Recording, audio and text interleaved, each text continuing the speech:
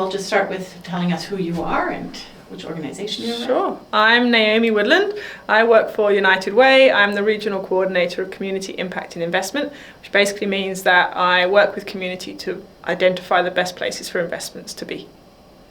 Awesome, thank you. And so, how did you get started with Disruptive Leadership?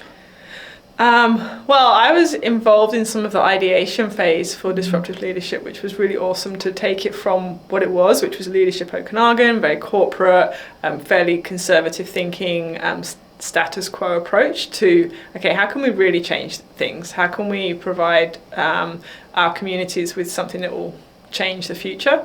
And so, yeah, that's where it came in. And then I left the kind of committee for developing the idea and got asked to participate, which I thought was just an amazing opportunity. So that's how I'm here. So as a participant then, knowing sort of what the goal was for the program, do you think it delivered on that goal for you? Yes, and I was saying to some colleagues just earlier that it's sometimes quite subtle, the things that you learn in these types of courses, because looking back now, like my whole approach is different, right, with different lenses. I mean, I was already on a journey of anti-racism and EDI and truth and reconciliation, but I think it accelerated and amplified that work.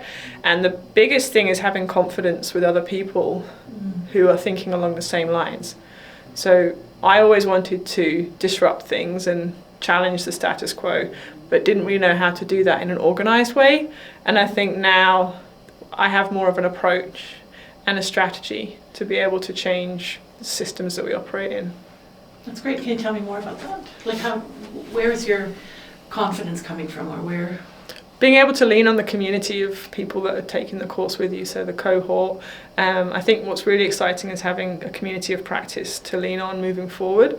One of the things I did every month was kind of come with things that had happened to me over the preceding 4 weeks and try and get support from the people in the room.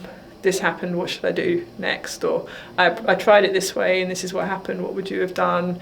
You know, those kinds of things. And everyone was, as with any learning, everyone takes different things, right, at different times. And so it was cool to kind of take out what other people had learned and apply that learning to my existing learning, if that makes sense. Yeah, I think being part of that cohort, watching it gel and come together was, for me, quite amazing. But also I think the discovery, I think some of us were maybe feeling like we were closet disruptors. Yeah. Right? And then so finding community in that, but also finding it in a multi-sectoral way.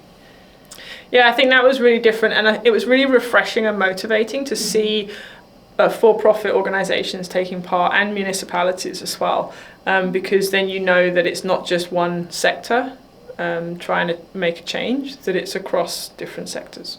Yeah, that's great. Moving forward, you mentioned the community of practice. What kind of support do you want to see from that? I think maybe being encouraged to share some of the work that you're doing that has a disruptive lens to it, just to kind of bring the conversation forward. This is what I'm doing, this is how I'm applying some of the things that I'm working on, just because it might elicit ideas and suggestions from other people. You don't always think you don't always know that you need help with something until you put an idea out there and someone says, have you thought about this?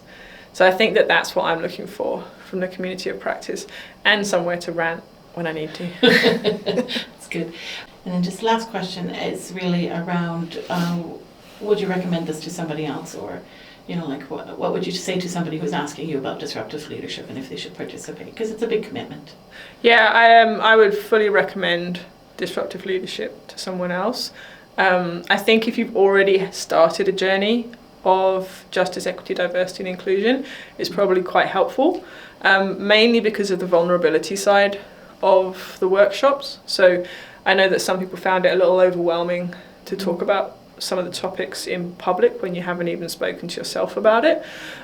So that would be one piece, but in general, just a really great space to build ideas and strategy for disrupting the status quo.